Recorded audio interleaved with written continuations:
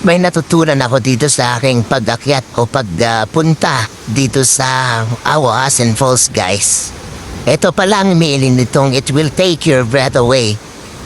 Grabe, ang ganda ng lugar, guys. Pero ito yung pangalawang meaning, guys. It will take your breath away. Kasi nga, ang hirap ng paakyat, guys. Talaga naman, nakakahingal. I mean, kung wala kang exercise dito, guys. Wala, hindi ka obra dito. Medyo mahirap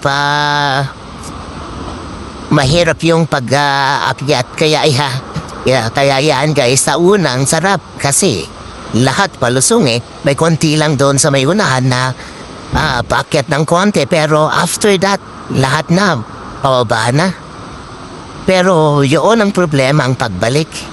So ito, guys, wala pa ata kami sa 100 meters dito, guys. Pagod na agad. Kaya yan, natignan mo yung kung mapapakinggan mo rin yung aking hingal, guys. Itong kasama ko, ito talaga tumutukod na, guys. Ayaw na niya. Pero syempre kailangan makauwi. Kailangan umahon, di ba, guys? So yun yung ibig sabihin pala nun. It will take your breath away. Yeah, naintindihan ko yan ngayon. Talagang napakahirap yung pag-akyat, guys. Madali yung pababa. Ito yung napakahirap, guys. Biruin mo yan.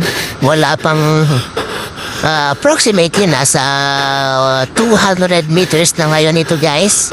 Itong kinaroroonan namin na ito. Approximately. Pero yan, tumitigil-tigil kami, guys, kasi nga ang hirap, guys. As in, nakakahingal. Kaya dito, nagpahinga muna kami. Yun lang.